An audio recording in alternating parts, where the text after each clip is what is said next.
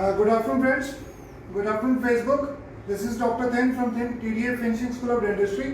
और आज हम यहाँ पे सक्शन एंड कंप्रेसर्स के ऊपर बात करने के लिए इकट्ठे हुए हैं और हमारे साथ हमारे दोस्त हैं mister Sunil and mister Harikishan. Mister Harikishan special डर डेंटल से आए हैं हमारे पास और आज हम इनसे बात करने वाले हैं।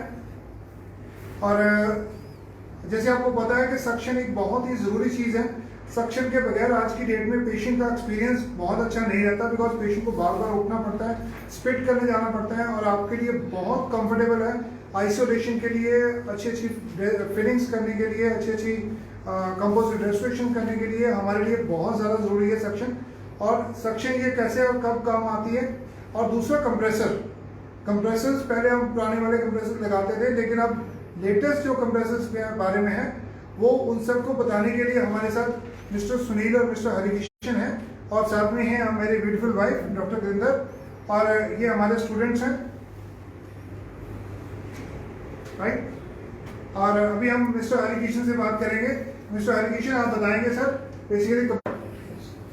First, I would like to thank Dr. Kim for giving me opportunity to share my knowledge with you and the students। और यहाँ पे यही हमने डिस्कस किया है कि कंप्रेशर की नीड क्यों है, कंप्रेशर कितनी चेयर के साथ कनेक्ट होना चाहिए, सक्शन कितनी चेयर के साथ कनेक्ट होना चाहिए। आज की डेट में एरोसोल एक इम्पोर्टेंट एस्पेक्ट बन चुका है। जैसे मैंने बात की एरोसोल से एलिमिनेट कैसे कर सकते हैं,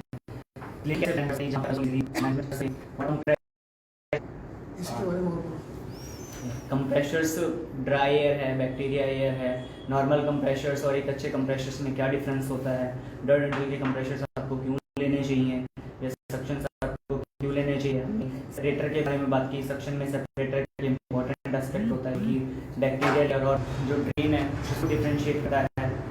प्लानिंग कहाँ रख सकते हैं हम, प्लान रूम क्यों जरूरी है, कंप्रेशर सक्शन एक साथ क्यों नहीं चाहिए, इन सारी चीज़ों के हमने बारे में बात की। नेक्स्ट सुनील जी को बताएंगे। Hello Facebook.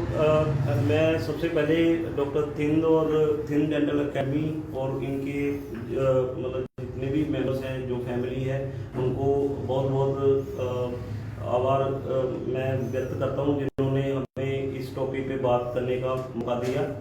और आज हमने जो टॉपिक डिस्कस किए हैं बेसिकली हमने कंप्रेसर्स इम्पोर्टेंस क्या है उसकी, एक अच्छा कंप्रेसर क्यों जरूरी है डेंटल क्लीनिंग के लिए, एक अच्छी सक्शन क्या होती है, वो सारे टॉपिक्स पे हमने डिस्कशन किया। बहुत ही अच्छे हमें इनपुट इनसे मिले हैं और बहुत ही हेल्दी डिस्कशन हुई है, जिसमें हमने हरी ने और मैंने बात की टॉपिक्स पे कि एरोजोल जो है वो उसको कैसे हम रिड्यूस कर सकते हैं एक अच्छे सक्शन से। और कंप्रेसर्स की हमने बात की है कि जो मेडिकल ग्रेड एयर कंप्रेसर्स हैं वो मतलब क्यों ज़रूरी है हमारी डेंटल प्रैक्टिस के लिए। तो thank you so much doctor Thind. आपने पाइप्स बारे में बताया था, कौन कौन सी 7 पाइप्स होते हैं प्लीज। एक्चुअली जो हम साइट प्लानिंग के बारे में हमने बात की कि बहुत सारे क्लिनिक्स में क्या होता है कि हम क्लिनिक तो बन भी जाता है, मतलब लोकल इंजीनियर्स आपको पाइपलाइन डलवा भी देते हैं, लेकिन जब आप ग्रो करते हो, जब आप number of chairs add on करते हो तो बहुत सारी दिक्कतें आपको फेस करती हैं कि आप मोटराइज सक्शन ऐड ऑन नहीं कर सकते क्योंकि उसकी पाइप्स और पहले नहीं डली हुई हैं। तो वो एक इम्पोर्टेंट एस्पेक्ट है कि अगर आप डेंटल क्लिनिक न्यू प्लान कर रहे हो, जहाँ आप अपग्रेड कर रहे हो, रेनोवेशन कर रहे हो, तो आपको सक्शन और कंप्रेसर की जो पाइपलाइंस है वो किसी अच्छे क्वालिफाइड इंजीनियर से ही डलवानी चाहिए।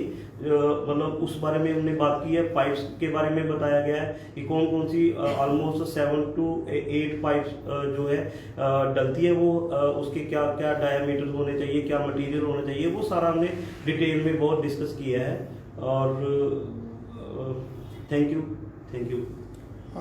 Mr. Harikition wants to say something about compressors. Pipeline के बारे में बताया, मैं भी कुछ पाइपलाइन के बारे में ऐड करना चाहूँगा। कई बार क्या होता है जब सक्शन की पाइपलाइन होती है उसमें 90 डिग्री का बैंड लग जाता है, उससे क्या होता है ब्लॉकेज से स्टार्ट होती हैं। अब कंप्रेशर की बात करें, कंप्रेशर्स में ऐसा होता है कि पाइपलाइन एक सिंगल पाइपलाइन डलवा देते हैं, उसके ऊपर 3-4 चेयर्स आप कनेक्ट कर देते हैं तो आपको एडुकेट प्रेशर नहीं मिलता है। तो पाइपलाइन कंप्रेशर्स में आपकी लूप में होनी चाहिए और कोशिश करें कि आप वो पाइपलाइन डलवाएं, कंपोजिट पाइपलाइन डलवाएं, जिसमें क्या होता है कि कोई जॉइंट्स नहीं आते हैं। कंप्रेशर में एटलीस्ट डेंटल चेयर में 5 बार का प्रेशर आपको जाता ही जाता है। अगर 5 बार का प्रेशर रहेगा तो कोई भी जॉइंट्स लूज होकर खुल सकते हैं, वहाँ से एयर लीकेज स्टार्ट हो सकती है, और एक बार अगर एयर लीकेज स्टार्ट हो गई तो कंप्रेशर खराब हो सकता है, क्योंकि आपका रेड कॉन्टिन्यूस चलता रहेगा, कंप्रेशर हेड एग्रीगेट जो आपका कॉन्टिन्यूस चलता रहेगा, इसकी वजह से खराब हो सकता है।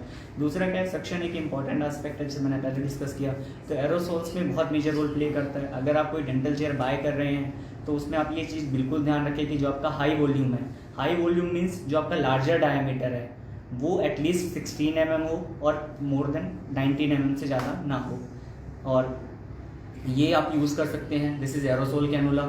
ऐसे आपके पास यूनिवर्सल कैनुलास भी आते हैं, तो डायमीटर इतना होना चाहिए, दिस इज़ 16 mm। अगर ये इससे कम होगा तो एरोसोल्स एलिमिनेट नहीं कर पाएगा।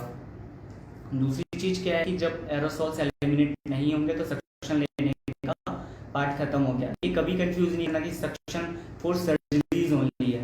सर्जरीज तो आप न्यूमेटिक सक्शन या जो भी आप उससे कर ही लेते हैं, बट एरोसोल्स एलिमिनेट सिर्फ मोटराइज सक्शन से हो सकते हैं, जिसमें आपका सेपरेटर लॉ हो। डर डेंटल बेस्ट है क्योंकि लास्ट 80 ईयर से डर डेंटल कंप्रेशर और सक्शंस में ही काम कर रहा है, और we have the best updated technology right now. Even हम चाहें तो थ्रू नेटवर्क हम कंप्रेशर सक्शंस मेंटेनेंस को भी मॉनिटर कर सकते हैं। कब हमें फिल्टर चेंज करना है, हमारे कंप्रेशर कितनी ह्यूमिडिटी है, या सक्शन के फिल्टर्स जिसमें उसमें हम HEPA फिल्टर लगाते हैं बैक्टीरिया, ये सारी चीज़ें हम टेंडर नहीं हैं। और compressor suction half the practice, अगर कुछ भी होता है, चाहे कंप्रेशर रुकेगा, सक्शन रुकेगा, वो इफेक्ट करेगा पर कंप्रेसर अगर बंद हो जाए तो फिर डेंटल ट्रीटमेंट करना मुश्किल हो जाता है। So thank you. That's great. So doctor Gurinder इसके बारे में कुछ बताना चाहेंगे? Hi everyone. पहले तो सुनील जी आपका, हरि कृष्ण जी आपका, we are very thankful. It was a great interactive section और बहुत इंफॉर्मेशन इसमें, और मुझे लगता है it is going to be great help for everyone.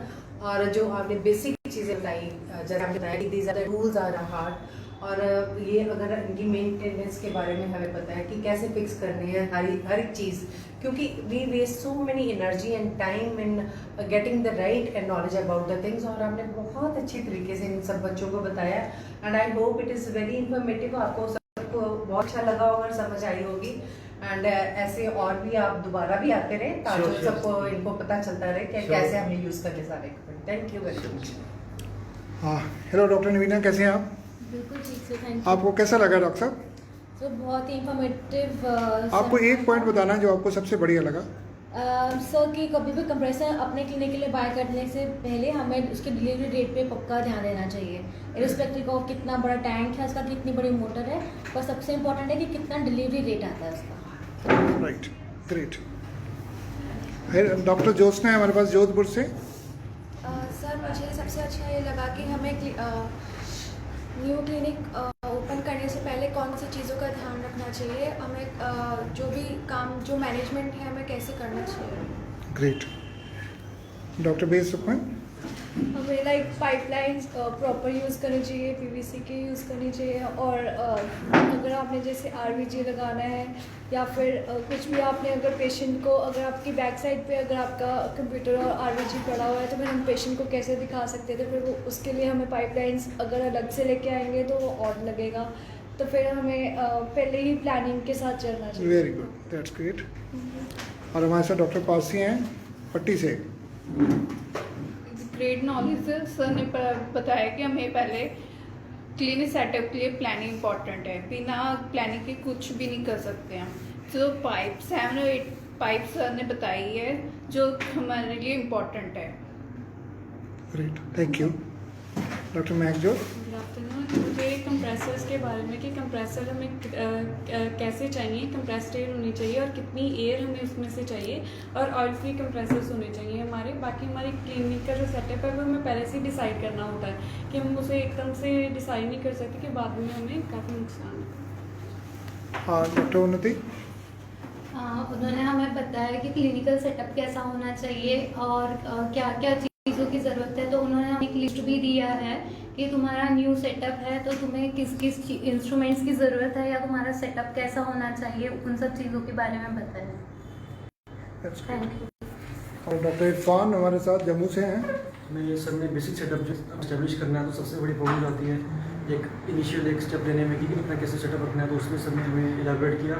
और मेन जो है हमें पता लगा कि जितनी इम्पोर्टेंट हमारी क्लिनिक का चेयर है उतनी इम्पोर्टेंट कंप्रेसर भी और उतना इम्पोर्टेंट हमारी सक्शन भी है। तो उसके बारे में सर ने हमें एनहेंस किया हमारे स्किल्स को। कंप्रेसर के बारे में जो सबसे बढ़िया पॉइंट लगा डॉक्टर साहब आपको? सर कंप्रेसर के बारे में कि ये कि जितना सर कंप्रेसर अलग अलग वैराइटीज़ के आते हैं, तो अलग अलग ब्रांड्स के हैं। जैसे डर डेंटल जो सर जो आए हैं, तो उन्होंने हमें बताया कि उनका क्यों प्रोडक्ट इंपॉर्टेंट है। तो हम एक इस सिंपल कंप्रेसर से काम कर सकते हैं, लेकिन अगर अपनी प्रैक्टिस बढ़ानी है तो हमें अच्छे प्रोडक्ट्स का यूज़ करना चाहिए। उससे हाइजीनिक भी होगा और स्टरलाइजेशन भी अच्छी तरह मेंटेन होगी। और हमारे हैंड पीसेस का बारे में बताया ना खराब? हाँ, जितने हमारे हैंड पीसेस मतलब हम यूज़ कर रहे हैं डेली लाइफ में अपने, तो उनकी लॉन्गेविटी के लिए, उनकी लाइफ बेटर करने के लिए हमें अच्छा कंप्रेसर को यूज़ करना चाहिए। राइट। और हमारे साथ डॉक्टर गुंजन भी हैं। डॉक्टर गुंजन, आपको सबसे बढ़िया पॉइंट कौन सा लगा? हेलो एवरीवन, मुझे सर की सारी बातें वैसे तो अच्छी लगी। सर ने कंप्रेसर और सक्शन के बारे में हमें बहुत डिटेल्स में बताया। उन्होंने उसके यूजेस, इम्पॉर्टेंस और हर एक चीज़ वो बताई जो हमें डेली लाइफ में नहीं पता होती। तो उनके एक्सपीरियंस के हिसाब से, उनके 13 ईयर्स एक्सपीरियंस के हिसाब से हमें अपना जो नॉलेज हमें नहीं पता थी सक्शन और कंप्रेसर के बारे में, वो हमें आज पता चली। That's great. So, can we have a big round of applause for Mr. Sunil and Hari Kishan? Thank you, friends. Thank you very much.